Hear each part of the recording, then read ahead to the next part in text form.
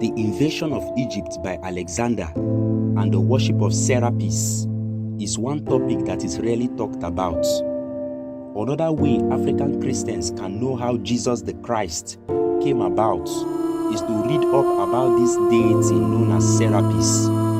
Now, Alexander the Great, a man who became the greatest conqueror in Western European history and the son of Philip of Macedonia, finally conquered Kemet, which is the highest center of civilization at that time, in 332 BCE. You see, for one to be a pharaoh in Kemet and exercise real political and pharaonic power, one must seek the blessings of the Egyptian sun god known as Amen-Ra, and one must be under the guidance of Mahat, which is the center of justice, order and balance.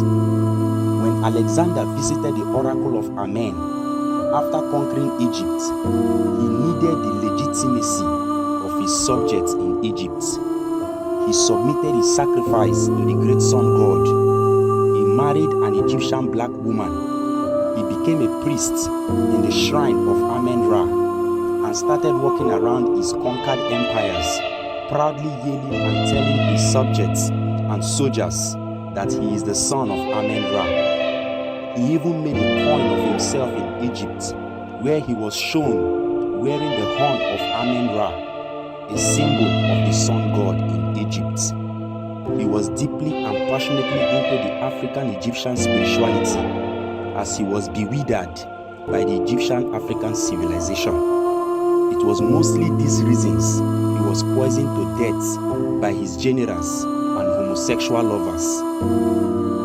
Now, when he died in 323 BCE, they shared his empires among themselves, but something happened. One of his generals, named Sultan, gathered all the generals in a meeting and killed them all, and he became the sole leader after Alexander. When Sultan started ruling Egypt after the death of Alexander, he refused to worship this Egyptian sun god. Instead, to have a legitimate recognition from the African Egyptians, he called on all the African Egyptian priests to create for him a different god figure with an European face. In order to create this new god figure with an European face that will also be accepted by the Egyptians, the African Egyptian priest decided to add the myth of Osiris, Heru from Egypt, and Zeus from the Greeks. The combination of Zeus, the Greek god, Osiris and Heru brought into existence Serapis. General Sultan, who started the first Ptolemy dynasty in Egypt, was now under the divine guidance of this Serapis. He refused to follow the line of Alexander because he's aware of the consequences in ancient Greece. Now we must understand that Serapis became the new god, and those Egyptian priests became the followers of Serapis as they started teaching and converting Egyptians to the worship of Serapis, which directly gives legitimacy to General Sultan, the first Ptolemy dynastic ruler in Egypt.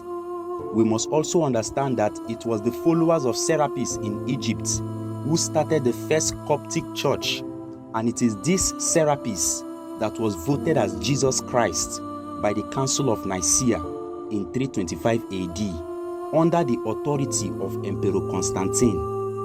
The Africans who attended the council opposed the decisions of the council since they were aware of how Serapis came into existence in Egypt. They rejected the Nicene Creed and the idea of Jesus Christ. It was at this moment Emperor Constantine ordered the total elimination of these African priests and the destruction of their teachings. One of such African priests was Eros, who opposed the idea of the Holy Trinity. His books were destroyed and all his teachings were declared blasphemy by the council.